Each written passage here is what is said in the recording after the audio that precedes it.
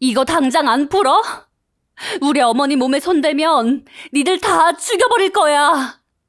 제 입에서 터져나온 비명소리가 퀴퀴한 병실 안을 가득 채웠습니다. 온몸에 허연 시멘트 가루를 뒤집어 쓴 제 남편 태호 씨는 이미 이성을 잃고 병실 벽을 두드리며 통곡하고 있었죠. 보호자분들, 계속 행패 부리시면 경찰 부릅니다. 밀린 요양비를 내셔야 데려가실 수 있다니까요? 아니, 몰래 갖다 버릴 땐 언제고 이제 와서 난리야. 요양병원 간호사가 신경질적으로 소리를 질렀지만 제 귀에는 아무것도 들리지 않았습니다. 제 시선은 악취가 진동하는 좁은 침대 위로 향해 있었거든요. 엄마, 눈 좀 떠봐. 제발. 나야, 태호. 누가 그랬어? 누가 엄마를 여기다 처박았어? 남편이 짐승처럼 울부짖으며 무릎을 꿇었습니다. 며칠 전까지만 해도 가마솥 앞에서 쩌렁쩌렁 호통을 치시던 호랑이 같던 우리 어머니가 뼈가 앙상하게 드러난 얼굴로 초점 없이 천장만 올려다보고 계셨죠. 심지어 어머니의 양 손목과 발목은 침대 난간에 꽁꽁 묶여 있었어요. 시퍼렇게 피멍이 든 어머니의 손목을 보는 순간 저는 숨이 턱 막히고 눈앞이 새하얘지더군요. 어머니, 저 지윤이에요. 제발 저 좀 보세요. 제가 달려가 묶인 끈을 풀어 헤치며 소리쳤지만 어머니는 저를 알아보지 못한 채 그저 벌벌 떨며 알 수 없는 헛소리만 웅얼거리셨죠. 잘못했습니다. 살려주세요. 제가 잘못했습니다. 그 당당하던 어머니가 짐승만도 못한 취급을 받고 있었다는 사실에 정말 억장이 무너졌어요. 남편은 덜덜 떨리는 손으로 어머니를 들쳐업었습니다. 그리고 병원 사람들을 향해 짐승처럼 으르렁거렸죠. 다 비켜! 내 몸에 손대지 마! 남편의 서늘한 으름장에 병원 직원들은 뒷걸음질을 쳤습니다. 남편에게 엎여 축 늘어진 어머니의 창백한 얼굴을 보며 저는 주먹을 꽉 쥐었죠. 폭우가 쏟아지는 주차장에서 저는 하늘을 향해 피를 토하듯 중얼거렸습니다. 핏줄 좋아하네. 짐승만도 못한 새끼들. 니들 전부 죽여버릴 거야. 여러분 안녕하세요. 시작부터 너무 험한 말을 해서 죄송하네요. 제 사연을 듣고 나면 여러분들도 제 마음을 이해하실 거예요. 저는 충청남도 아산에 살고 있는 45살 서지윤이라고 합니다. 가구나 싱크대에 인테리어 필름을 시공하는 일을 하고 있어요. 제 남편 태호 씨는 타일 시공 기술자고요. 저희 시어머니 양순자 여사님은 천안 외곽에서 30년이 넘는 세월 동안 곰탕집을 운영하셨어요. 식당 이름도 없이 그저 할매 곰탕이라고 불리는 허름한 가게였지만 어머니의 인생과 땀방울이 녹아있는 가게였죠. 사실 제 남편 태호 씨는 어머니의 친아들이 아니에요. 시어머니가 남편의 아버지와 재혼을 하며 거둔 의붓아들이었죠. 남편이 10살도 채 되기 전에 시아버지가 세상을 일찍 떠나셨는데 시어머니는 핏줄 하나 섞이지 않은 제 남편을 고아원으로 보내지 않고 당신의 두 친딸과 함께 악착같이 키워내셨습니다. 매일 펄펄 끓는 가마솥 앞에서 피땀을 흘려가며 남편을 친자식처럼 품어주셨죠. 저는 어릴 적 지독한 가난과 부모님의 외면 속에서 자랐습니다. 따뜻한 밥 한 끼, 다정한 말 한마디 제대로 들어본 적 없이 세상에 내동댕이 쳐졌죠.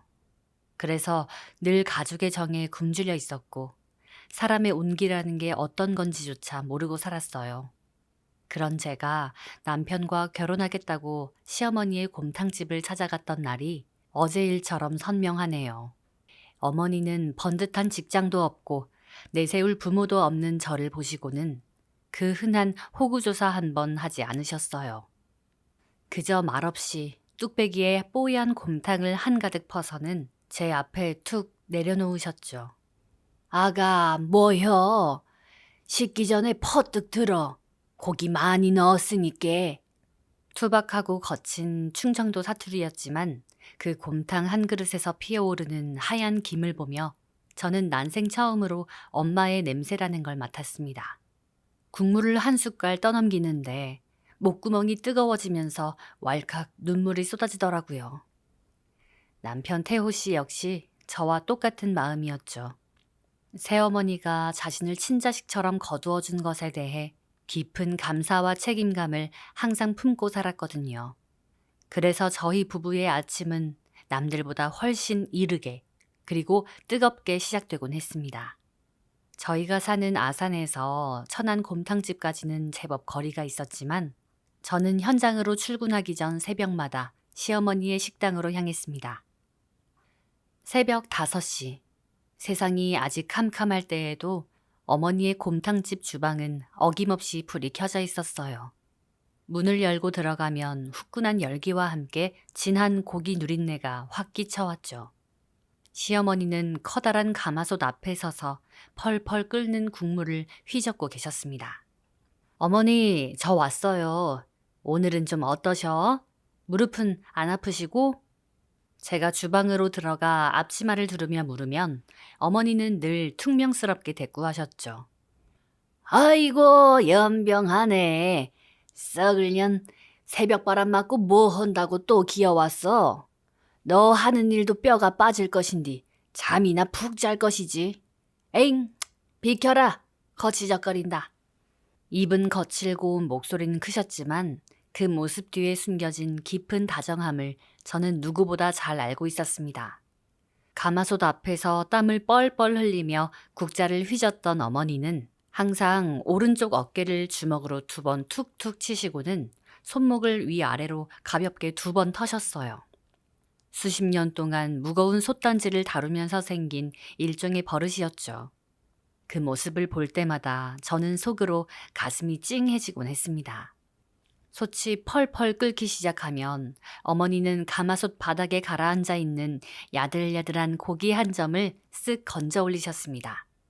그러고는 아무렇지 않은 척 저를 툭 치며 제 입 앞에 고기를 들이미셨죠. 아가, 입 벌려라. 속이 든든해야 일이 손에 잡히는 맵이여. 입술이 될 것처럼 뜨거운 고기였지만 어머니가 넣어주신 그 고기 한 점을 씹을 때마다 저는 세상을 다 가진 것처럼 든든하고 행복했습니다. 핏줄 하나 섞이지 않은 며느리에게 당신의 친딸만큼 깊은 애정을 쏟으시는 어머니. 그 덕분에 저는 뙤약볕 아래에서 무거운 자재를 나르고 다리가 퉁퉁 부어도 하나도 힘들지가 않았어요. 다들 그렇잖아요. 밖에서 아무리 험한 꼴을 당하고 몸이 부서져라 이래도 나를 알아주는 사람 하나만 있으면 또 숨이 쉬어지고 금세 행복해지는 게 우리 인생이죠. 저 역시 그렇게 어머니의 사랑을 먹으며 하루하루를 버티는 억척스러운 일꾼이자 며느리였어요. 하지만 제 주변에 늘 좋은 사람만 있었던 건 아니었어요. 제 평화로운 일상을 방해하는 불청객들이 있었죠. 바로 시어머니가 배 아파 낳은 2 친딸, 첫째 시누이 방미연과 둘째 시누이 방지연이었습니다. 저희 부부가 몸이 부서져라 일하며 어머니를 챙길 때 그 2 자매는 철저하게 어머니의 희생을 통해 살아가는 기생충들이었습니다. 어머니가 뼈 빠지게 번 돈으로 시누이들은 서울의 좋은 대학을 나왔고 번듯한 삶을 살 수 있었죠. 42살인 첫째 시누이는 허영심이 심해서 명품과 거칠에 목숨을 거는 사람이었고 39인 둘째 시누이는 언니 뒤에 숨어서 실속만 쏙쏙 빼먹는 얌체 같은 여자였습니다. 그 2 사람은 저와 제 남편을 사람 취급조차 하지 않았어요. 배운 것 없이 몸 쓰는 직업을 가졌다는 이유 하나만으로 벌레 보듯 무시하기 일쑤였어요. 가끔 곰탕집에 그 자매가 나타나는 날이면 식당 안의 공기마저 탁해지는 기분이었습니다. 손님이 몰려 유난히 바빴던 여름날이었어요. 저도 오후 작업을 미루고 식당에서 서빙을 돕고 있었죠. 그때 자동문이 열리며 짙은 향수 냄새와 함께 2 시누이가 가게로 들어왔습니다. 큰 신우는 들어오자마자 식당 냄새가 역겹다는 듯 손으로 코를 가리며 미간을 찌푸리더군요. 그러고는 바쁘게 뚝배기를 나르는 저와 어머니는 보지도 않고 곧장 계산대가 있는 카운터로 향했습니다. 엄마, 나 필라테스 학원 이번에 옆칸까지 터서 확장하기로 했어. 인테리어 다시 해야 하니까 돈 좀 줘. 큰 신우는 마치 맡겨둔 돈을 찾으러 온 사람처럼 현금을 뒤적거리며 말하더군요. 옆에 서 있던 둘째 신우도 그 특유의 살살 웃으며 속을 긁는 말투로 한술 거들더라고요. 맞아, 엄마. 언니가 학원 키우면 엄마 노후도 편해지는 거잖아. 그런데 언니, 혹시 새언니한테 인테리어 맡길 거야? 난 좀 반대인데. 새언니는 대학을 안 나와서 그런가 감각이 좀 떨어지는 것 같더라고. 그쵸, 새언니? 저는 들고 있던 쟁반을 꽉 움켜쥐었습니다. 분노가 치밀었지만 꾹꾹 눌러 참으며 말했죠. 저는 성격상 변명하거나 빙빙 돌려 말하는 걸 싫어하거든요. 큰 아가씨, 작은 아가씨, 말 길게 하지 말고 요점만 합시다. 두 분, 지금 어머니 뼈 빠지게 고생해서 번 돈 또 뜯어내러 온 거잖아요. 도와드릴 거 아니면 그만하고 가세요. 손님들 식사하시는데 불편합니다. 제 서늘한 말에 두 시누이는 어이가 없다는 듯 코웃음을 치더군요. 야, 서지윤, 네가 뭔데 우리 엄마 식당에서 이래라 저래라야? 배운 것도 없는 주제에 꼴값은. 그 모욕적인 말들이 제 가슴에 비수처럼 꽂혔지만 저를 더 답답하게 만든 건 어머니의 태도였어요. 평소에는 욕도 찰지게 하고 저를 그리도 아껴주시던 어머니는 이상하게도 두 딸 앞에서는 그저 한숨만 깊게 쉬며 현금 뭉치를 봉투에 담아 던져주곤 하셨죠. 아이고 징글징글한 년들. 내 전생에 무슨 죄를 져서 저런 것들을 낳아가지고. 얘따 다 가져가라 이 썩을 년들아. 꼴도 보기 싫은 게 당장 꺼져. 어머니는 딸들을 향해 욕을 퍼부으면서도 결국은 그들이 원하는 돈을 내어주셨습니다. 저는 그 모습이 너무나 야속하고 속이 상했죠. 왜 저렇게 당하고만 계시는 걸까? 왜 저 기생충 같은 것들의 버릇을 고쳐놓지 않으시는 걸까?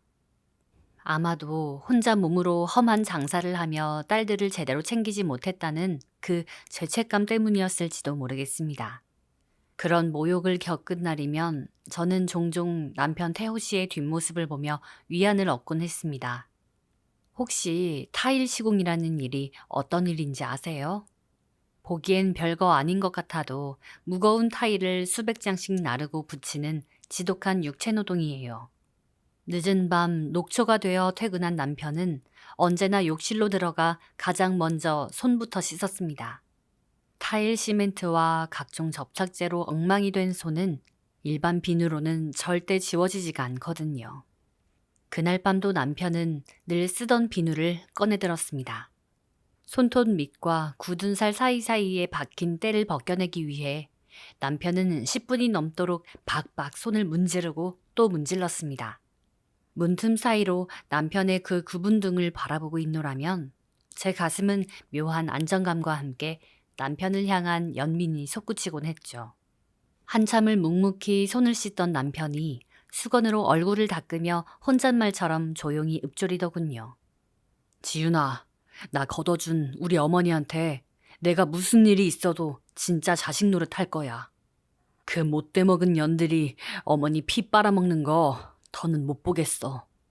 평소 워낙 과묵하고 말이 없는 남편이었지만 그 낮고 단단한 목소리에는 그 어떤 맹세보다 무거운 결심이 담겨 있었습니다. 알아요, 태호 씨. 나도 옆에서 도울 테니까 우리 어머니 우리가 꼭 지켜드려요.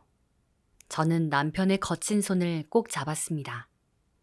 저희 부부는 그렇게 서로의 굳은 살을 어루만지며 어머니를 편안하게 모시겠다고 다짐했죠. 하지만 저희 부부의 그 간절한 다짐은 그리 오래가지 못했습니다. 폭풍은 언제나 가장 방심하고 있을 때 가장 끔찍한 형태로 들이닥치는 법이니까요. 어느 날 아침 여느 때처럼 어머니를 도와드리러 갔는데 주방에서 쿵 하고 뭔가 고꾸라지는 소리가 났습니다. 홀에서 상을 닦고 있던 저는 순간 심장이 철렁했어요. 쥐고 있던 행주를 내팽개치고 주방 안쪽으로 미친 듯이 뛰어들어갔죠. 뿌옇게 흐려진 수증기 사이로 어머니를 찾으려 애썼지만 보이지 않았죠. 그런데 그 뜨거운 솥단지 앞에 누군가 쓰러져 있는 거예요. 저희 어머니였죠. 어머니! 엄마! 눈 좀 떠보세요! 엄마! 제가 짐승처럼 비명을 지르며 어머니를 안아 올렸을 때 어머니의 눈동자는 이미 초점을 잃고 허공을 헤매고 있었습니다. 입술은 파랗게 질려 있었고 숨소리는 금방이라도 끊어질 듯 쌕쌕거렸죠. 119에 전화를 거는데 손이 너무 떨려서 하마터면 휴대전화를 끓는 솥단지에 떨어뜨릴 뻔했습니다. 그날 구급차의 날카로운 사이렌 소리가 아직도 생생하게 기억나네요. 응급실로 실려간 어머니는 온갖 검사를 받으며 누워 계셨습니다. 소식을 듣고 달려온 남편은 온몸에 허연 시멘트 가루를 뒤집어 쓴 채 응급실 문을 박차고 들어왔죠. 거칠고 투박한 남편의 손이 어머니의 앙상한 손을 꽉 쥐고 덜덜 떨고 있었어요. 한평생 자식들을 위해 일만 하시던 분이 이토록 허망하게 쓰러진 모습을 보니 참 억장이 무너지더라고요. 얼마 뒤 의사가 차트를 들고 저희 부부에게 다가왔습니다. 저희는 숨을 죽이고 의사의 입만 바라보았죠. 어머니께서 오랜 기간 누적된 과로 때문에 뇌 혈류에 문제가 좀 생기셨어요. 연세가 많으셔서 그런지 선망 증세도 좀 있으시고요. 아주 심각지는 않습니다만 지금 당장은 가족을 못 알아보시거나 엉뚱한 헛소리를 하실 수 있습니다. 겉보기엔 치매처럼 보일 수도 있지만 절대 치매는 아니니까 너무 걱정하지 마세요.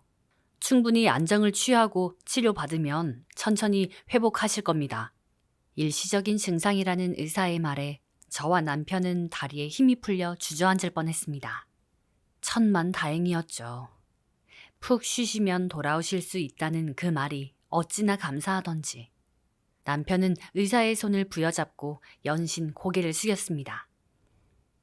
그런데 바로 그 순간이었습니다. 응급실 복도 저편에서 화려한 명품 코트를 걸치고 또각또각 구두소리를 내며 두 시누이가 걸어오는 것이 보였습니다.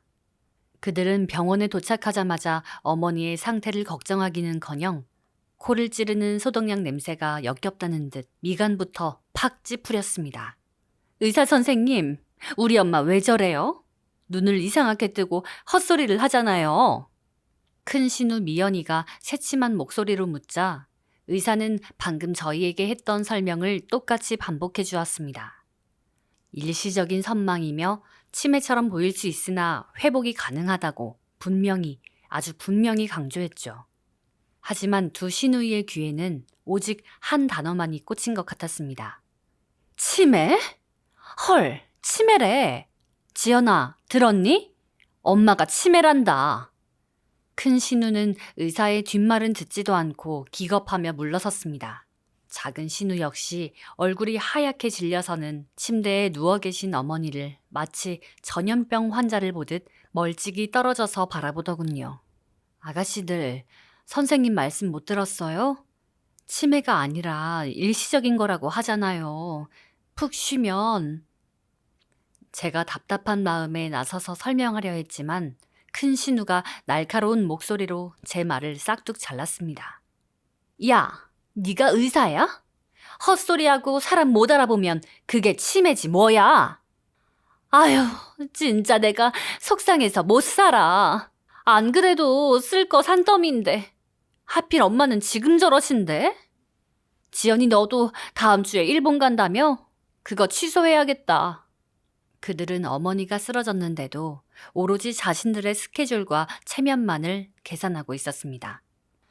자기들을 낳아주고 길러준 어머니를 두고 저렇게까지 이기적일 수 있다는 사실에 저는 정말 할 말을 잃어버렸죠.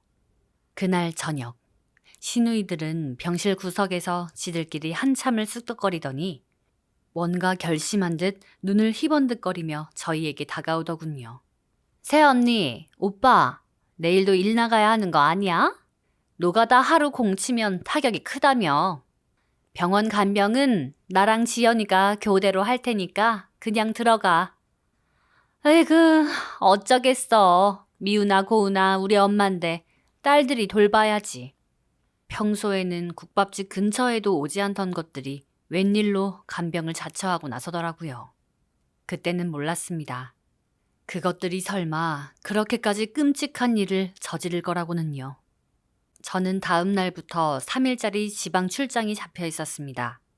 규모가 큰 상가 건물 전체에 인테리어 필름을 시공하는 일이라 위약금 때문에 도저히 일정을 뺄 수가 없었죠. 남편 태호 씨 역시 밀린 공사 일정으로 눈코 뜰 새 없이 바빴습니다. 결국 저희는 찝찝한 마음을 억누르며 시누이들의 말을 믿고 각자의 현장으로 흩어질 수밖에 없었습니다. 그래도 딸들이니까 최소한의 도리는 지킬 줄 알았죠. 그 선택을 저는 지금도 땅을 치며 후회하고 있습니다. 출장지에서 밤낮 없이 필름을 자르고 붙이면서도 제 신경은 온통 어머니가 계신 병원에 쏠려 있었습니다. 쉬는 시간마다 시누이들에게 전화를 걸어 어머니의 차도를 물었죠. 하지만 그들은 전문 간병인 붙여서 잘 모시고 있으니 신경 꺼라. 엄마가 자꾸 헛소리하며 난동을 부려서 지금 진정제 맞고 잔다라며 귀찮은 듯 뚝뚝 전화를 끊어버리기 일쑤였습니다. 묘하게 들뜬 그들의 말투가 왠지 불안했지만 저는 당장 달려갈 수 없는 제 처지를 원망하며 입술만 꽉 깨물었죠. 출장 마지막 날이던 3일째 오후. 작업을 마무리하던 제 휴대전화가 미친 듯이 울리기 시작했습니다. 남편 태호 씨였죠. 지은아, 큰일 났어. 어머니가 안 계셔. 수화기 너머로 들려오는 남편의 목소리는 형편없이 갈라져 있었고 거친 숨소리 사이로 절망적인 울음기가 섞여 있었습니다. 심장이 철렁 내려앉았죠. 안 계시다뇨. 그게 무슨 소리예요, 태호 씨? 신우가 간병인 붙였다고 했잖아요. 나도 몰라. 방금 일 끝나고 병원에 왔는데 어제 동생들이 와서 강제로 퇴원 수속을 밟았대. 간호사들이 말렸는데도 우기면서 데리고 나갔다나 봐.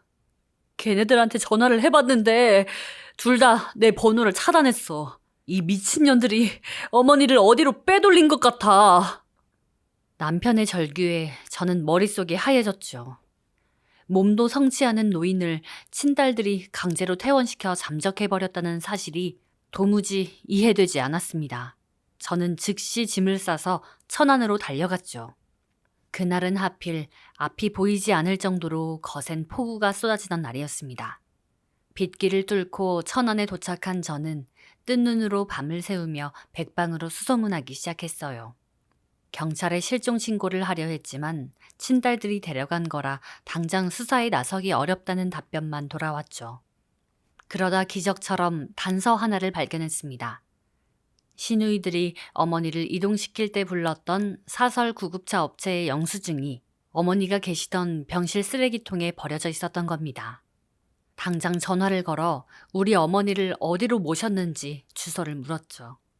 그 주소를 내비게이션에 입력하는 순간 제 등줄기를 타고 식은땀이 흘러내렸습니다. 그곳은 경기도 외곽, 인적조차 드문 산비탈에 위치한 아주 악명 높은 요양병원이었습니다. 시설이 열악하고 환자들을 방치하기로 소문이 자자해서 지역 뉴스에도 몇 번이나 오르내렸던 곳이었죠. 한참을 달려 도착한 요양병원의 외관은 정말이지 참혹했습니다. 시커멓게 얼룩진 콘크리트 건물은 감옥 같았고 현관문을 열자마자 풍겨오는 곰팡이 냄새와 지독한 배설물 냄새에 속이 뒤집힐 지경이었습니다. 저는 덜덜 떨리는 다리를 이끌고 접수처로 달려갔습니다. 남편은 너무 흥분한 나머지 병동 안쪽으로 이미 뛰쳐들어간 상태였죠. 양순자 환자요. 천안에서 오신 양순자 할머니 여기 입원해 계신 거 맞죠? 제가 창구를 쾅쾅 두드리며 소리치자 간호사가 신경질적으로 고개를 들었습니다.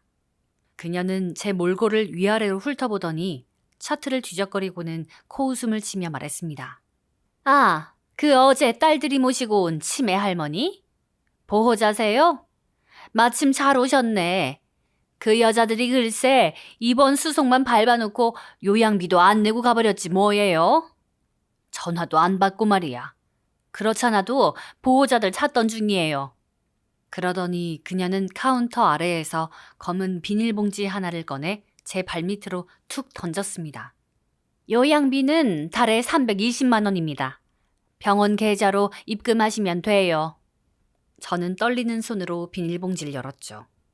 그 안에는 어머니가 매일 유니폼처럼 입으시던 그 작업복이 들어있었어요.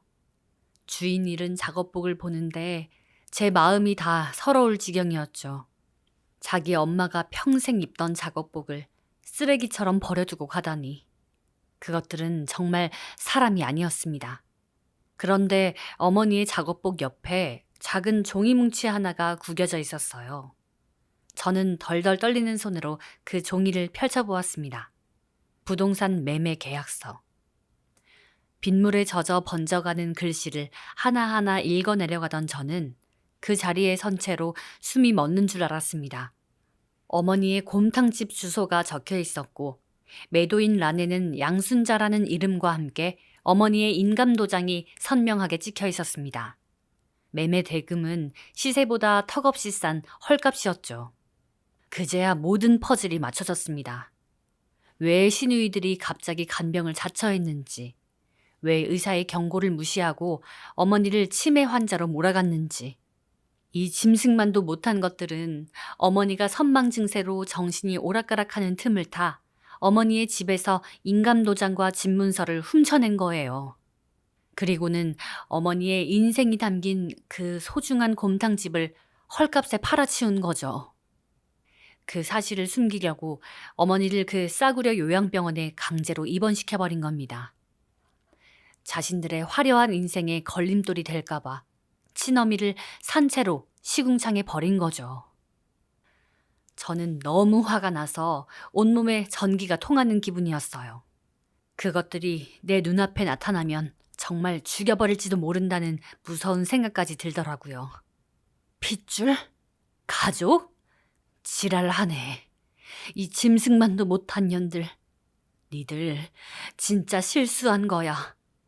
저는 한시라도 빨리 이곳에서 어머니를 데리고 나가야 한다는 생각이 들었습니다. 제가 2층 복도로 뛰어 올라갔을 때 남편 태호 씨는 병실 문을 부수다시피 하며 뚫고 들어가 병실 안 한가운데에 우뚝 서 있었어요. 그 안의 풍경은 그야말로 생지옥이 따로 없었습니다. 창문은 굳게 닫혀 있어 공기는 썩은 물처럼 고여 있었고 코를 찌르는 지독한 암모니아 냄새와 곰팡이 냄새가 뒤섞여 숨을 들이마시기조차 고통스럽더라고요. 그 지옥 같은 곳에 저희 어머니가 누워 계셨습니다. 어머니! 엄마! 엄마! 남편의 입에서 터져나온 소리는 사람의 소리가 아니었어요. 창자가 끊어지는 고통 속에서 짐승이 울부짖는 처절하고도 끔찍한 비명이었습니다. 저 또한 어머니의 모습을 보고 다리에 힘이 풀려 그대로 주저앉아 버렸죠. 불과 며칠 전까지만 해도 가마솥 앞에서 호통을 치시던 호랑이 같던 우리 어머니가 초점 없는 눈으로 천장만 멍하니 올려다보고 계셨거든요. 게다가 어머니의 양 손목과 발목은 침대 난간에 꽁꽁 묶여 있었죠. 멀쩡한 우리 어머니를 치매 환자로 몰아 짐승처럼 결박해둔 거예요. 묶인 손목 주위로는 시퍼런 피멍이 들다 못해 피부가 까져서 진물이 흐르고 있었습니다. 이 개새끼들! 누구야? 누가 우리 엄마를 이렇게 묶어놨어? 누가? 이성을 완전히 잃어버린 남편은 맨손으로 그 질긴 끈을 미친 듯이 뜯어내기 시작했습니다. 손이 너무 심하게 떨려서 매듭이 풀리지 않자 급기야 이빨로 천을 물어뜯으며 오열하더라고요. 온몸에 허연 시멘트 가루를 뒤집어 쓴 거구의 남자가 어머니의 깡마른 손목을 부여잡고 어린아이처럼 엉엉 소리내어 우는 그 끔찍한 광경을 저는 아마 평생토록 잊지 못할 거예요. 결박이 풀리자마자 남편은 어머니를 조심스럽게 품에 안아 올렸습니다. 어머니를 들쳐업은 남편의 넓은 등판이 분노와 슬픔으로 미친 듯이 요동치고 있었죠. 소란을 듣고 달려온 병원 원장과 남자 직원들이 앞을 가로막으며 돈을 내고 가라고 소리쳤지만 남편의 눈빛을 본 순간 겁에 질려 슬금슬금 뒷걸음질을 쳤습니다. 내 몸에 손대지 마. 다 찢어 죽여버리기 전에 저리 비켜. 남편의 그 낮고 서늘한 으름장에 병원 사람들은 쭈뼛거리며 길을 텄습니다. 저는 어머니의 젖은 신발과 비닐봉지를 챙겨들고 남편의 뒤를 바짝 쫓아 그 지옥 같은 건물을 빠져나왔죠. 남편은 차 뒷좌석에 어머니를 눕히고는 그 자리에 무릎을 꿇고 통곡을 했어요. 저 역시 운전대를 잡고 집으로 돌아오는 내내 피눈물을 삼켜야만 했죠. 어머니를 아산의 저희 집 안방으로 모셔온 그날부터 저희 부부의 처절한 전쟁이 시작되었습니다. 저는 일정을 모두 취소하고 온종일 어머니 곁에만 매달렸습니다. 처음 며칠 동안 어머니는 여전히 선망의 늪에서 헤어나오지 못하셨어요. 한밤중에 가마솥 불을 줄여야 한다며 허공에 대고 손짓을 하시기도 했고 밥을 떠먹여 드리려 하면 누가 밥에 독을 탔다며 밥그릇을 엎어버리기도 했죠. 그럴 때마다 저와 남편은 어머니의 앙상한 손을 꼭 붙잡고 밤새도록 말을 걸었습니다. 엄마, 저 지윤이에요. 엄마가 세상에서 제일 예뻐하는 며느리 지윤이. 여기 우리 집이니까 아무 걱정 마시고 푹 주무셔. 제가 꼭 지켜드릴게요. 따뜻한 물수건으로 어머니의 굳은 몸을 구석구석 닦아드리고 기력 보충을 위해 억지로라도 고기 국물을 입에 넣어드렸죠. 남편은 아무리 늦게 퇴근해도 곧바로 안방으로 달려와 어머니의 팔다리를 주무르며 밤을 새우곤 했어요. 저희 부부의 정성이 통한 걸까요? 시간이 지날수록 어머니의 초점 없던 눈동자에 조금씩 생기가 돌기 시작했습니다. 혼자서 화장실을 가시게 되고 스스로 숟가락을 들 만큼 기력을 회복하셨죠. 그리고 정확히 한 달째 되던 어느 날 아침이었습니다. 방문을 열고 들어간 저를 향해 어머니가 아주 또렷하고 단호한 목소리로 말씀하셨어요. 지윤아, 내가 왜 니들 집 안방에 누워있는 거요? 심장이 덜컥 내려앉는 것 같았습니다. 멍하게 허공을 맴돌던 목소리가 아니었어요. 제가 오랫동안 들어왔던 바로 그 목소리였죠. 어머니, 어떡해, 어머니. 저는 뭐라 답을 해야 할지 몰라 그만 울음을 터뜨리며 어머니를 와락 끌어안았죠. 이내 제 등을 가만히 토닥이며 한 말씀 툭 뱉으시더군요. 아이고, 인연이 오늘따라 왜 이리 유난이래? 저는 그 말에 울다가 피식 웃음이 났어요. 하지만 이내 입술을 깨물어야 했습니다. 이제 그 잔혹한 진실을 어머니에게 말씀드려야 할 시간이 온 거니까요. 저는 곧장 남편에게 전화를 걸어 집으로 돌아오게 했습니다. 저희 부부는 어머니 앞에 나란히 무릎을 꿇고 앉았어요. 시계 초침 소리가 유난히 크게 들릴 만큼 안방에는 무거운 정적이 내려앉았죠. 저는 떨리는 손으로 서랍을 열어 요양병원에서 가져온 그 비닐봉지를 꺼냈습니다. 그리고 그 안에 들어있던 부동산 매매 계약서 사본을 조심스럽게 펴서 어머니의 무릎 위에 올려놓았죠. 어머니는 미간을 찌푸리며 돋보기를 쓰셨습니다. 이내 종이를 쥐고 있던 어머니의 두 손이 마치 감전이라도 된 것처럼 사시나무 떨리듯 떨리기 시작했죠. 어머니. 저는 목이 메어 갈라지는 목소리로 지난 한 달 동안 있었던 일들을 하나도 빠짐없이 말씀드렸습니다.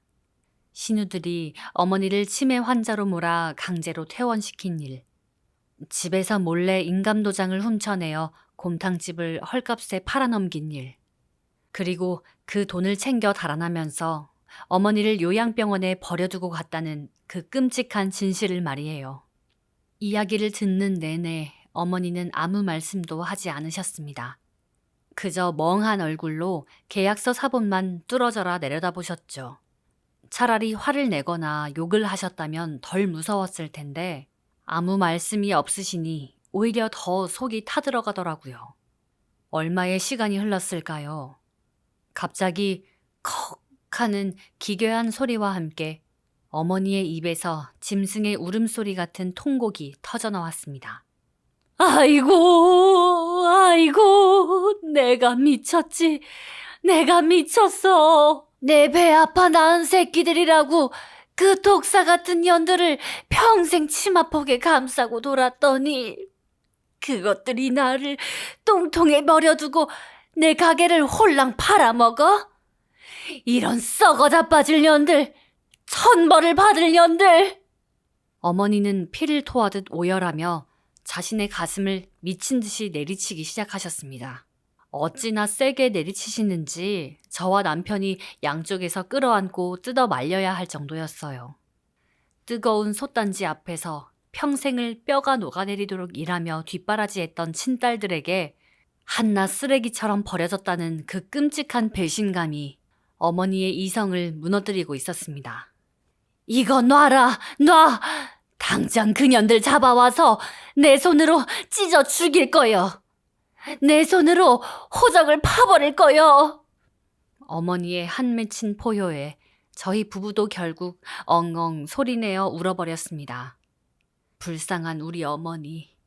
핏줄 하나 안 섞인 며느리 입에 고기 한 점 더 넣어주려고 애쓰시던 우리 다정한 엄마가 도대체 무슨 죄를 지었길래 이런 지옥 같은 고통을 겪어야 하는지 세상이 너무나 원망스러웠어요. 하지만 눈물은 거기까지였습니다. 다음 날 아침 방문을 열고 나온 어머니의 눈빛은 이전과는 완전히 달라져 있었어요.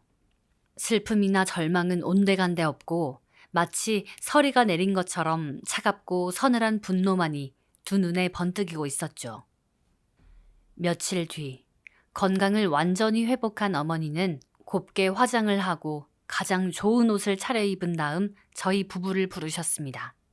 지윤아, 너 운전 좀 해라. 갈 데가 있다. 어머니의 단호한 지시에 저는 아무것도 묻지 않고 운전석에 올랐습니다. 남편도 굳은 얼굴로 조수석에 탔죠.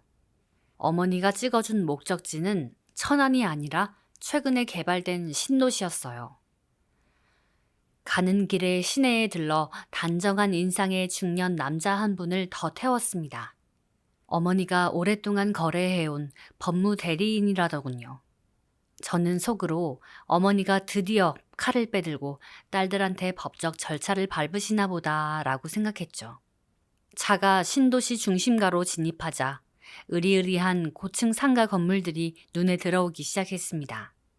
남편과 제가 눈이 휘둥그레져 있는 가운데 어머니는 갓 지어진 15층짜리 상가 건물 앞에서 차를 세우라고 하셨어요. 1층에는 이미 대형 프랜차이즈 카페와 은행들이 빽빽하게 입점해 있는 척 보기에도 알짜배기 신축 건물이었죠. 차에서 내린 어머니는 그 커다란 상가 건물을 슥 올려다보시더니 지팡이로 건물 입구의 대리석 기둥을 탁탁 치셨습니다. 어때요? 건물 참 잘 빠졌지? 저와 남편은 영문을 몰라 서로의 얼굴만 쳐다봤습니다.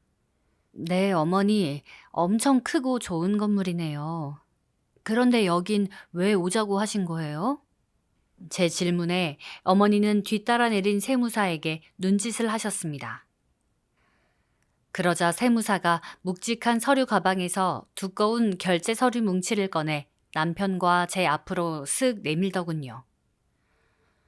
서류의 첫 장을 무심코 내려다본 순간 저는 제 두 눈을 의심하며 그 자리에 얼어붙고 말았습니다. 서류에는 방금 어머니가 지팡이로 두드렸던 그 거대한 상가 건물의 등기부 등본과 명의 변경을 위한 증여 계약서가 놓여 있었거든요. 이게 뭔가요, 어머니? 증여라니요? 제 목소리가 형편없이 떨려 나왔습니다. 남편 역시 서류를 받아들고는 백지장처럼 하얗게 질려버렸죠. 놀란 눈으로 쳐다보는 저희를 향해 어머니가 픽 하고 차가운 헛웃음을 흘리며 말씀하셨습니다. 내가 평생 국밥 팔아 몰래 사둔 거요. 시세로 딱 100억짜리다. 이 애미가 그렇게 세상 물정도 모르는 사람 같더냐? 망치로 뒤통수를 세게 얻어맞은 것처럼 머릿속이 새하얘졌습니다. 100억. 평생 만져보지도 상상해보지도 못한 엄청난 액수였으니까요. 어머니의 말씀은 이러했습니다.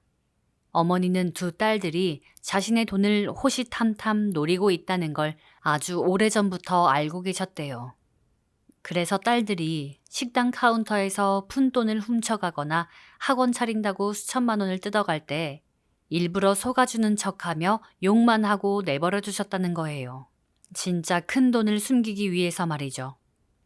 어머니는 30년 동안 매일 수백 그릇의 곰탕을 팔아서 번 억대의 수익을 철저하게 현금화하고 부동산에 재투자하며 아무도 모르게 굴려오셨던 겁니다. 간판도 없는 낡은 곰탕집 건물 뒤로 100억대의 자산을 숨겨둔 진짜 알부자가 바로 우리 어머니였던 거예요. 어머니는 저와 남편의 손을 거칠게 낚아채 꽉 쥐셨습니다. 그 굳은 살 박인 두꺼운 손에서 말로 다 할 수 없는 뜨거운 진심이 전해져 왔죠. 나를 오물통에 버리고 간 그 버러지 같은 년들은 내 곰탕집 팔아넘긴 그 푼돈이 내 전 재산인 줄 알고 낄낄대며 도망갔겠지.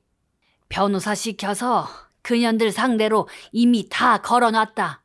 그년들은 이제 영락없이 깜빵 신세인 거요. 어머니의 목소리는 칼날처럼 매서웠지만 저희를 바라보는 눈빛만큼은 한없이 따뜻하고 흔들림이 없었습니다. 태호야, 지윤아, 내 진짜 새끼들은 너희들 뿐이요. 핏줄?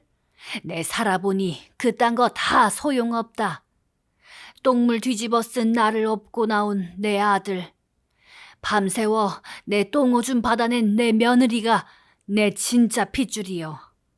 이 100억짜리 건물 오늘부로 내 새끼들, 니들 거요. 그동안 그 험한 일 하느라 참말로 고생했다. 이제 먼지 마셔가며 힘들게 일하지 말고 이 건물주 혀라. 당당하게 살아. 그 말을 듣는 순간 저는 핑 도는 현기증과 함께 그대로 상가 앞 대리석 바닥에 주저앉아 버렸습니다. 상상조차 하지 못했던 어마어마한 금액에 놀란 것도 사실이지만 그보다 더 저를 무너뜨린 건 어머니의 그 깊고 깊은 사랑과 인정이었어요. 피 한 방울 안 섞인 우리 부부를 당신의 진짜 자식으로 전면 인정해 주신 거잖아요. 평생 고아처럼 살며 가족의 정에 굶주렸던 제 지난날의 상처가 어머니의 그 한마디에 봄눈 녹듯 씻겨 내려가는 기분이었습니다. 어머니, 이러시면 안 돼요.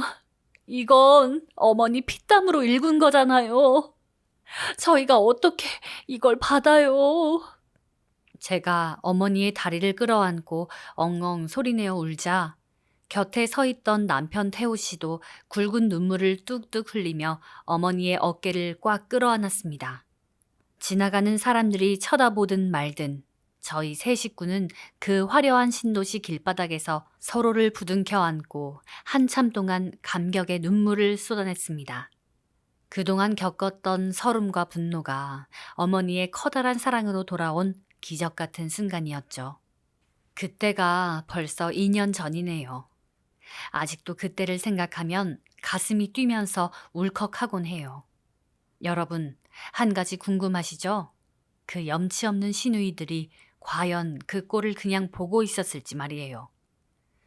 그 인간들의 찌질하고도 통쾌했던 몰락의 과정을 지금부터 들려드릴게요. 어머니의 결단을 눈으로 보고서도 사실 저는 조금 의심했어요. 그래도 어머니 핏줄인데 결국엔 용서해주지 않으실까? 그렇잖아요. 아무리 몹쓸 자식이라도 부모 마음이라는 게 결국 자식을 이기지는 못하니까요. 하지만 평생을 가마솥 열기 속에서 악착같이 버텨오신 저희 어머니는 정말이지 단호한 분이셨습니다. 어머니는 단 한 톨의 자비도 없이 두 친딸을 향해 잔혹하리만치 철저한 법의 철퇴를 내리셨거든요. 세무사와 변호사를 대동한 어머니는 시누이들에게 걸 수 있는 모든 소송은 다 걸어버렸습니다. 사문서 위조부터 횡령, 절도, 학대, 변호사 할애비가 와도 이건 못 피할 수준이었죠. 그런데 말이에요. 진짜 기가 막힌 천벌은 따로 있었어요. 두 시누이가 어머니 가게를 팔아넘기고 챙긴 그 돈이 불과 몇 달 만에 흔적도 없이 증발해버린 거예요. 둘째 시누이 지연이가 기획부동산에 언니 돈까지 몽땅 털어넣었는데 그 인간들이 그 돈을 들고 해외로 야반도주를 해버렸다는 거였죠. 끼리끼리 논다더니 사기꾼한테는 사기꾼만 꼬이나 보더군요. 하루아침에 전 재산을 날린 것도 모자라 어머니가 제기한 소송에 비싼 변호사 비용까지 대느라 그 멍청한 자매는 순식간에 빚더미에 앉았습니다. 첫째 시누이는 필라테스 학원마저 경매로 넘어가 결국 파산하고 말았죠. 그 소식을 처음 들었을 때 진짜 인과응보라는 게 있는가 보다 싶어서 더 착하게 살아야겠다고 다짐했습니다. 저희 부부는 상가 건물 1층에 아주 넓고 번듯한 새 곰탕집을 오픈했어요. 남편 태호 씨는 더 이상 온몸에 허연 시멘트 먼지를 묻히고 무거운 타일을 나르지 않습니다. 대신 아주 깔끔한 셔츠를 입고 홀을 관리하며 제 곁을 지키고 있죠. 점심시간이 막 지난 어느 날이었어요. 쾅! 갑자기 식당의 유리문이 부서질 듯 거칠게 열리더니 누군가 불쑥 안으로 쳐들어왔습니다. 야! 서지윤! 너 이리 안 나와? 날카롭게 악을 쓰며 식당 한가운데로 들어온 사람. 하마터면 누군지 못 알아볼 뻔했다니까요. 제 시누들이었어요. 과거에 그 우아하고 콧대 높던 자매의 모습은 온데간데 없고 그동안 고생을 많이 했는지 거짓골을 하고 나타났더라고요. 아이고 얘들아 오랜만이야. 여긴 어떻게 알고 왔어? 배고파? 곰탕 한 그릇 말아줘? 제가 차분하게 묻자 큰 시누 미연이가 눈이 뒤집혀 달려들더군요. 너희 독사 같은 년! 치매 걸린 노인네 살살 꼬드겨서 이 건물을 통째로 삼켜? 피 한 방울 안 섞인 노가다꾼 주제에 어디서 감히 우리 집 재산을 훔쳐먹어? 당장 내놔! 우리 목 내놓으라고! 그들은 어머니가 저희 부부에게 상가를 증여했다는 소문을 뒤늦게 듣고는 눈이 뒤집혀 이곳까지 쳐들어온 거였죠. 여전히 자신들의 잘못은 뉘우칠 줄 모르고 핏줄이라는 알량한 권리만 부르짖으며 난동을 부리는 그들을 보니 참 화도 안 나고 그냥 가소롭더라고요. 저는 걸레를 내려놓고 그것들의 얼굴을 마주보며 서늘하게 말했습니다. 아, 이 미친년들이 사람 취급을 해주니까 지들이 진짜 사람인 줄 아나. 야, 너네 진짜 콩밥 한번 먹어볼래? 아직 고생을 덜 했지? 제 서슬퍼런 협박에 시누들의 얼굴이 시뻘겋게 달아올랐습니다. 자존심이 처참히 무너진 작은 시누 지연이가 물컵을 제 쪽으로 집어 던지려던 찰나였어요. 식당 안쪽에 있던 남편 태호 씨가 성큼성큼 다가와 작은 시누의 손목을 낚아채듯 틀어주었습니다. 이 가짜는 기집애야. 여기 우리 건물이야. 근본도 없는 게 괜히 날뛰지 말고 좋은 말로 할 때 나아가. 여보, 소금 가져와. 소금 뿌리자. 남편의 낮고 굵은 목소리에는 예전처럼 억누르는 분노가 아니라 모든 것을 가진 자의 여유롭고 압도적인 힘이 실려 있었습니다. 남편은 쓰레기를 치우듯 두 시누이의 뒷덜미와 옷깃을 억센 손으로 틀어쥐고는 그대로 식당 밖 길바닥에 거칠게 내동댕이 쳐버렸습니다. 아! 이거 안 나? 너희들 진짜 천벌 받을 줄 알아! 길바닥에 처박힌 두 시누이가 미친 듯이 발악하며 소리를 지르던 그때였습니다. 상가 건물 위층에서 볼일을 마치고 내려오시던 시어머니가 건물 관리인 2명을 대동하고 식당 앞으로 나타나셨어요. 개량 한복을 곱게 차려입은 어머니는 바닥에 엎어져 있는 두 친딸을 마치 길가의 더러운 오물을 보듯 싸늘하게 내려다보셨습니다. 엄마, 이것 좀 봐. 저 근본 없는 것들이 우릴 내쫓고 있잖아. 우리가 엄마 친딸인데 엄마 어떻게 좀 해줘. 무슨 엄마가 이래. 나 빚더미에 앉아서 죽게 생겼어, 엄마. 큰 신우가 어머니의 바짓가랑이를 붙잡으려 손을 뻗었지만 어머니는 지팡이로 그 손을 탁 쳐내셨습니다. 어디 더러운 손을 함부로 내미는 거여? 남의 귀한 건물 앞에서 웬 거지 새끼들이 지금 뭐 하는 거요? 이거 영업방해요. 경찰 불러. 어머니의 불호령에 관리인들이 즉각 두 시누이의 팔을 붙잡았습니다. 아이고, 엄마 잘못했어. 우리가 다 잘못했어. 한 번만 살려줘요. 네? 그제야 사태의 심각성을 깨달은 두 자매가 눈물 콧물을 쏟으며 땅바닥에 엎드려 빌기 시작했어요. 하지만 어머니는 그 꼴을 보며 차갑게 코웃음을 치셨습니다. 니들이 천안 곰탕집 팔아먹은 날, 그때 니들 애미는 죽고 없는 거여. 내 호적에는 우리 아들내미랑 며느리밖에 없은께 다신 내 눈앞에 띄지 말아라이. 한 번만 더 찾아와서 행패 부리면 그땐 콱 곰솥에 넣고 삶아버리라니까. 그런 줄 알아. 어머니는 뒤도 돌아보지 않고 식당 안으로 휙 들어가 버리셨고 곧이어 출동한 경찰들에 의해 두 시누이는 영업방해 현행범으로 질질 끌려갔습니다. 순찰차 뒷좌석에 구겨져 멀어지는 그들의 처참한 뒷모습을 보면서 제 가슴 속에 맺혀있던 길고 길었던 채증이 마침내 씻은 듯이 쑥 내려가는 것을 느꼈어요. 정말이지 완벽하고도 속 시원한 사이다였죠. 그날 저녁 식당 문을 닫고 저희 세 식구는 오순도순 마주 앉았습니다. 정성껏 끓여낸 뽀얀 곰탕 세 그릇이 김을 모락모락 피우며 식탁 위에 놓였죠. 어머니는 여느 때처럼 국물 속에 가라앉은 가장 부드러운 고기 한 점을 푹 떠서 제 밥그릇 위로 무심하게 툭 얹어주셨습니다. 묵어라.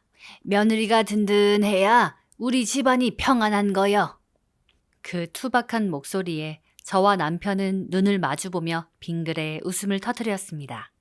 뜨거운 국물을 한 숟갈 떠넘기는데 20년 전 처음으로 어머니의 곰탕을 먹었을 때처럼 마음속 깊은 곳까지 짜르르하게 따뜻해져 오더라고요. 피가 섞였다고 다 진짜 가족이 아니라는 걸 저는 제 인생을 통해 뼈저리게 배웠습니다. 고통 속에서 서로의 상처를 어루만져주고 가장 비참한 순간에 손을 놓지 않으며 따뜻한 밥 한 끼를 기꺼이 나누어 먹을 수 있는 사람. 그게 진짜 가족이더라고요. 저희 부부는 앞으로도 세상에서 가장 존경하고 사랑하는 우리 어머니를 지키며 행복하게 살아갈 겁니다. 제 시시한 이야기를 끝까지 들어주셔서 정말 감사합니다. 여러분들 늘 건강하시고 곁에 있는 진짜 소중한 인연을 놓치지 않으시길 바랄게요. 네, 지금까지 충남 아산에서 서지윤 씨의 사연이었습니다. 어휴, 사연을 읽는 내내 두 시누이가 얼마나 얄밉던지 저도 모르게 주먹을 꽉 쥐었네요. 그래도 속 시원한 결말이 나와서 정말 다행입니다. 무엇보다 핏줄보다 더 진한 사랑으로 서로를 지켜낸 지윤 씨 부부와 시어머니의 그 따뜻한 밥상 풍경이 참 뭉클하고 깊은 감동을 주네요. 이 사연을 통해 배울 점. 첫 번째는 진짜 가족은 피로 맺어지는 게 아니다. 두 번째, 인감도장이랑 집문서는 정말 잘 간수해야 된다. 공감하시나요? 이 사연이 재미있으셨다면 구독과 좋아요로 응원해주세요. 더 좋은 사연으로 찾아오겠습니다. 여러분, 사랑합니다.